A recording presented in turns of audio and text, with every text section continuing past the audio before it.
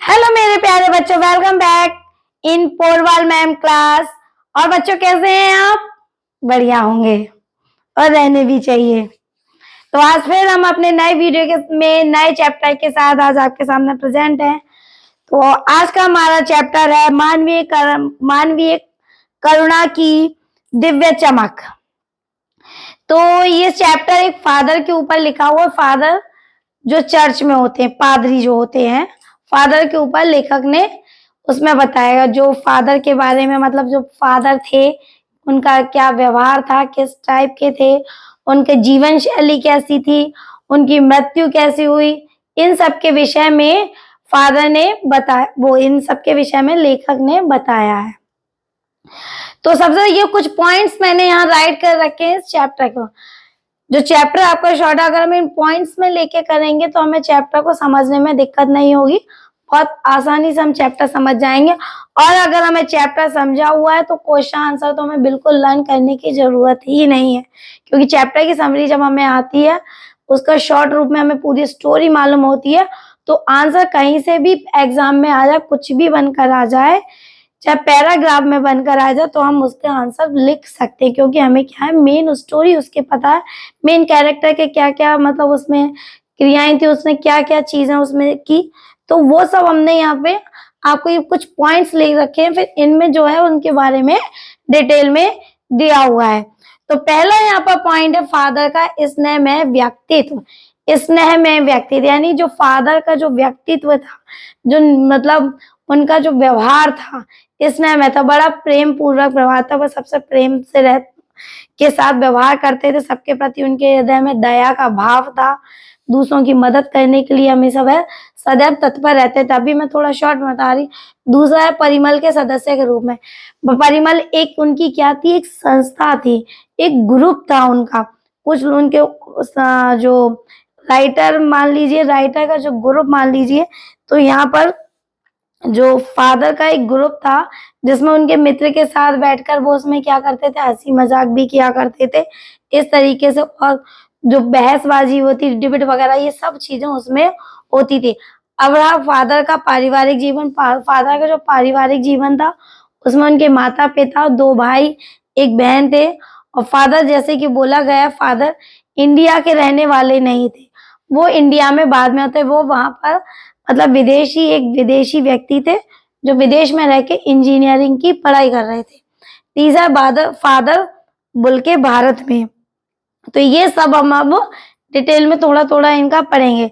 अगर हम इनका डिटेल अच्छे से जान लेंगे तो हमें चैप्टर के क्वेश्चन आंसर बिल्कुल लर्न करने की जरूरत है। मैं आपको ये बोलूंगी नहीं कि मैं क्वेश्चन आंसर इनके अब आपको डिस्क्रिप्शन बॉक्स में दूंगी, कोई जरूरत नहीं है। बस स्टोरी को आप अच्छे से समझ लीजिए, पढ़ लीजिए, आंसर अपने आप बनेंगे, कोई आंसर लाइन करने की जरूरत नहीं है।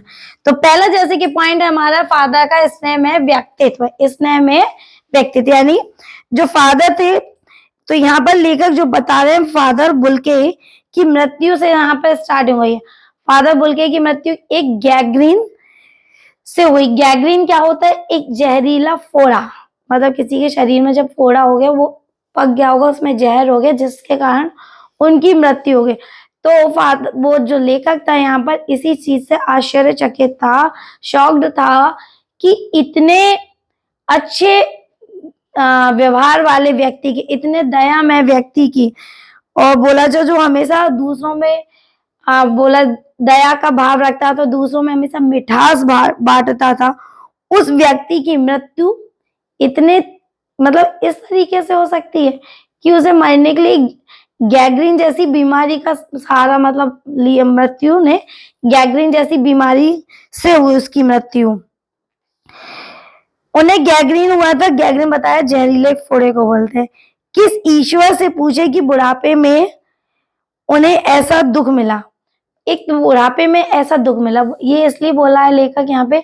देखिए, इंसान जो होता है उम्र के यंग एज में कोई भी बीमारी हो जाती है, वो उसको झेल लेता है, एक बार उसका सामना वो कर सकता है, क्योंकि उस समय जो उसकी शारीरिक क्षमता होती है बहुत अच्छी होती है, इम्यूनिटी सिस्टम उसका अच्छा होता है, कोई भी परेशानी होती है वो झेल लेता है किसी भी तरीके की बीमारी को कुछ समय तक। पर जैसे जैसे उम्र बढ़ती जाती है, उसका जो शरीर बुढ़ापे की ओर जाता है, तो तो जो शारीरिक क्षमता होती है वो अपने खुद के कार्य करने में असमर्थ होता है, फिर सोचिए बीमारी को वो कैसे झेल सकता है। तो मतलब बुढ़ापे की एक तो उम्र प्लस उस पे गैंग्रीन जैसी बीमारी। तो ये लेखक यही कह रहा है कि इतने अच्छे व्यक्ति को भगवान ने बुढ़ापे के साथ ऐसी बीमारी दी। आगे दिया हुआ है, वे सदा साधुओं जैसा सफेद रंग का चोगा पहनते थे। सफेद रंग जैसे फादर्स लोग जैसे सफेद कपड़े पहनते, संत महात्मा आपने देखे होंगे नारंगी ऑरेंज कलर में कपड़े, नारंगी केसरी बोलते हैं, उस टाइप के कलर के कपड़े पहनते हैं। पर जो फादर होते हैं वो सफेद रंग के साधुओं महात्माओं जैसे कपड़े पहनते थे। उनकी बाहें और आंखें सदा गले लगने को आतुर रहती थी। गले लगने को आतुर रहती थी मतलब वो इतने प्रेम में ही थे, इतने स्नेह में ही थे कि वो हर एक को अपने हृदय से लगाकर रखते थे और आंखों से सबके प्रति उनके हृदय में हमेशा आंखों में सबके लिए प्रेम की भावना रहती थी। लेखक ने 35 सालों तक उनके इस स्नेह को महसूस किया। लेखक ने 35 साल यानी लेखक ने अपनी आंखों से, ये उनकी आंखों के सामने का नजारा, जब से उनने शायद फादर को देखने शुरू किया था और अब तक का 35 साल के वो इस चीज के गवाह रहे हैं कि लेखक किस प्रकार के थे। उन्हें याद करना करुणा संगीत सा लगता है। उन्हें याद करना करुणा संगीत सा लगता है मतलब जैसे साइलेंट मूड, कभी कभार हमारा माइंड बड़ा अपसेट होता है और बड़े धीमे धीमे आवाज, मधुर, बिल्कुल स्लो मोशन वाले गाने बड़े अच्छे लगते हैं। तो उन्हें याद करके लेखक को ऐसा लगता है जैसे बहुत सुंदर सुरीले वो गानों को याद कर रहा है। अच्छा, ये जो चैप्टर है, ये जो स्टोरी दी हुई है, ये क्या है? एक संस्मरण। संस्मरण क्या होता है? किसी की याद में लिखा हुआ। तो ये लेखक ने फादर की याद में ये चैप्टर लिखा है। अगला पॉइंट आता है यहाँ पर, परिमल के सदस्य के रूप में। परिमल क्या है? उस संस्था का नाम मान लीजिए या ग्रुप का। फादर से बात करने पर मन में कर्म करने का संकल्प जागता था। कर्म करने से संकल्प मतलब कुछ ऐसा होता है ना, कहते हैं ना जैसी संगति होती है सामने वाले व्यक्ति पर वैसा ही असर होता है। तो कुछ लोग ऐसे होते हैं जो कर्म खुद नहीं करते तो सामने वाले से भी कहते हैं अरे क्या करना, चलो, मतलब जो जैसे होते हैं वो वैसे ही।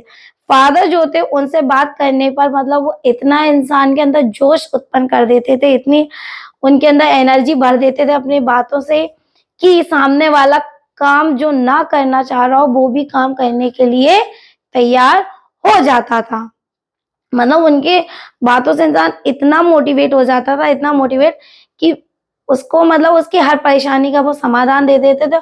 जो दुविधा होती थी वो भी दूर हो जाती थी, प्लस जो कार्य वो नहीं करना चाहता था और उसको लगता है कि ये सही है तो वो उस कार्य को कर लेता था।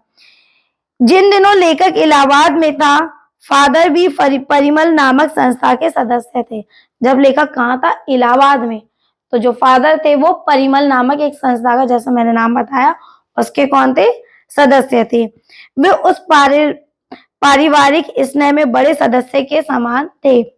पारिवारिक संस्था इसलिए बोला गया क्योंकि वहां पर जो भी थे उनके सब मित्र गण थे, भाई जैसे सब एक दूसरे के समान थे, वहां पर सब मिलकर रहते थे, इसलिए उसे पारिवारिक संस्था बोला गया। और उसमें उनका जो फादर थे उनका बड़े के समान वहां पर सम्मान होता था, एक बड़े का दर्जा दिया गया था, बड़े भाई का।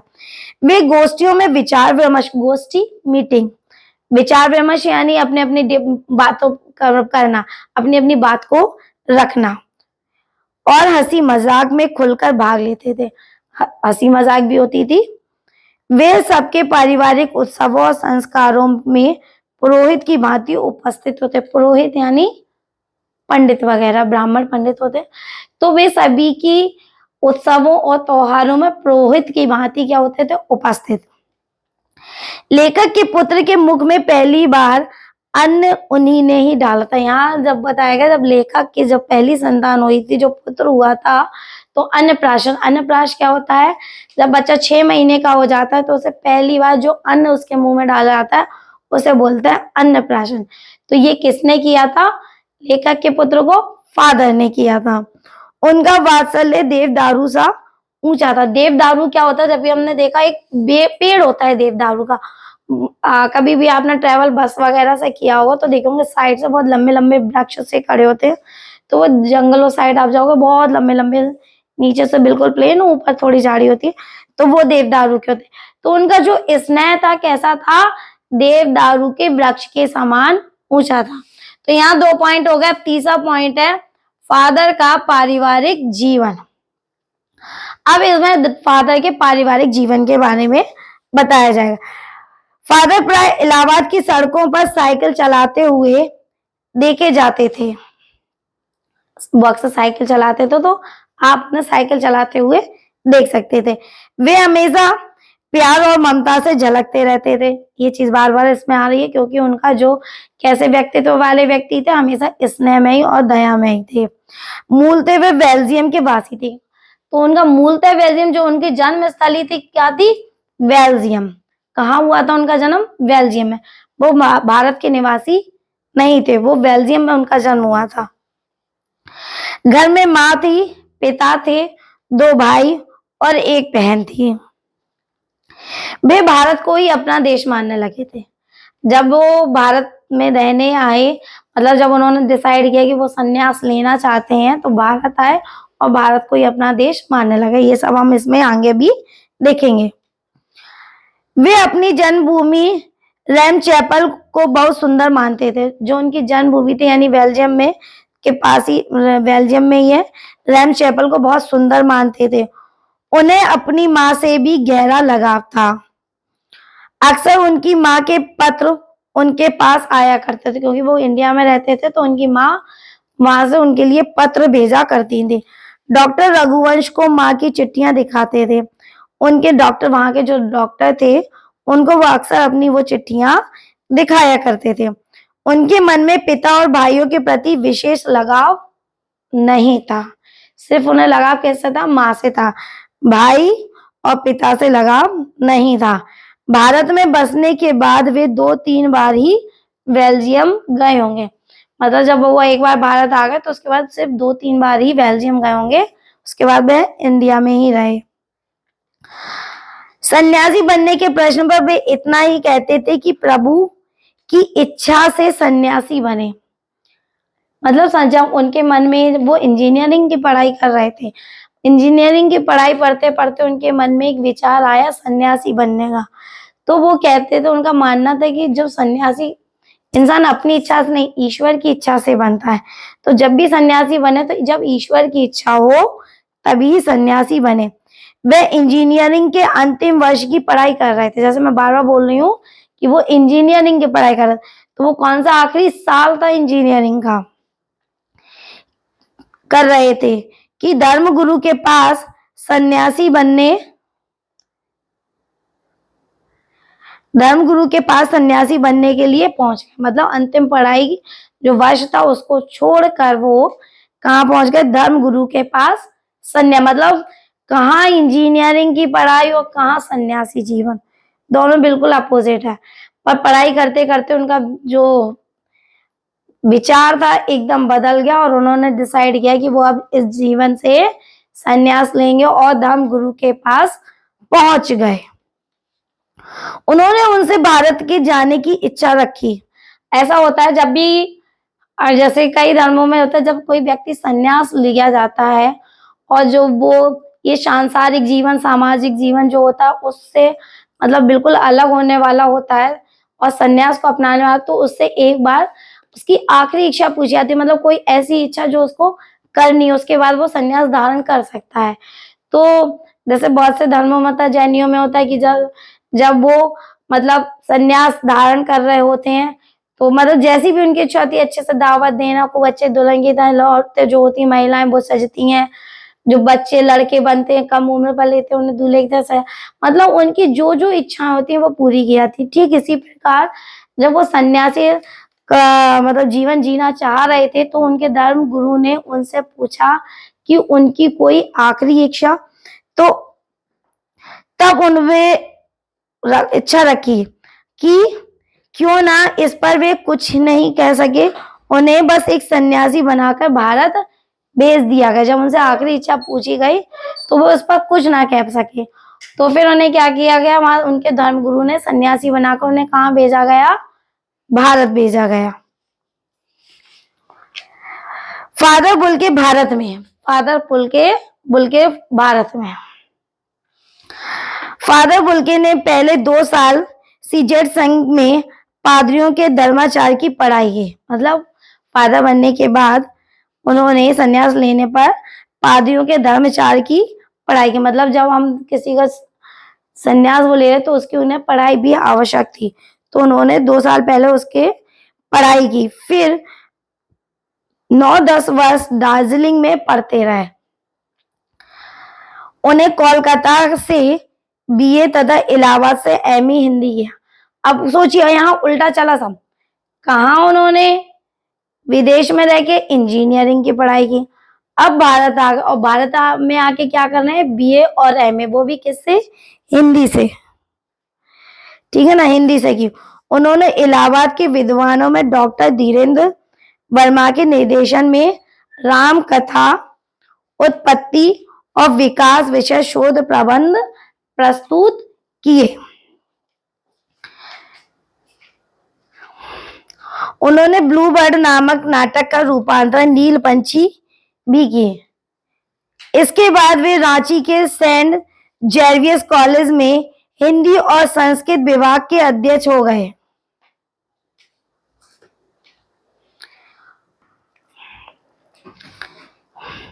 रांची के सेंट जेवियर्स कॉलेज में हिंदी और संस्कृत विभाग के अध्यक्ष हो गए। यहीं उन्होंने प्रसिद्ध अंग्रेजी हिंदी कोश को तैयार किया और बाइबल का अनुवाद भी, हिंदी कोश बोलते हैं डिक्शनरी को, ठीक है ना। और यहाँ पर उन्होंने क्या किया, बाइबल का हिंदी में अनुवाद किया। 73 वर्ष की आयु में उनका देहांत हो गया। किसका देहांत हो गया, यहाँ पर फादर के बारे में बताया जा रहा है। तो फादर की मृत्यु के समय उनकी उम्र थी 73 ईयर्स। अब आ रहा है यहाँ पर हमारा फिफ्थ वाला, अपनत्व भरा व्यक्तित्व। अपनत्व भरा मीन्स जिसमें अपनेपन की भावना, सबको अपना मानना। तो फादर बुल्के सन्यासी जरूर थे, लेकिन रिश्ते बनाकर तोड़ते नहीं थे। समझ में, रिश्ते यही नहीं होते कि हमारे सगे भाई बहन वाले हो, खून के रिश्ते नहीं। रिश्ते होते हैं एक वो रिश्ते होते जो मानवता के रिश्ते, इंसानियत के रिश्ते। तो वो रिश्ते बनाकर कभी तोड़ते नहीं थे। 10 साल बाद मिलने पर भी उसकी गंध महसूस रहती थी। मतलब किसी से वो अगर मिले हुए ना सालों हो जाते तो भी उन्हें वो मतलब मुलाकात बोला जाए या वो संबंध याद रहते थे, वो रिश्ता याद रहता था। वे दिल्ली आने पर लेखक से अवश्य मिलते थे। वो जब भी दिल्ली आते थे तो लेखक से अवश्य मिलते थे। वे हिंदी को राष्ट्रभाषा बनाने के लिए बहुत व्यग्रत रहते थे। वो हिंदी को राष्ट्रभाषा बनाना, सोचिए एक बेल्जियम में जन्म लेने वाला व्यक्ति भारत की जो हिंदी राजभाषा है उसको राष्ट्रभाषा बनाना चाहते थे उस टाइम में, जो कि आज तक नहीं बन पाई है। हिंदी हमारी राष्ट्रभाषा अभी तक नहीं बन पाई। सोचिए वो उस टाइम बनाना चाहते थे। इसके लिए मंचों पे अकाट्य तर्क देते थे। अकाट्य तर्क मीन्स वो मतलब एक नई चीजें बताते थे, वो मतलब अपने अपने विचार बताते थे तर्क देकर। अगला है हमारा यहाँ पे,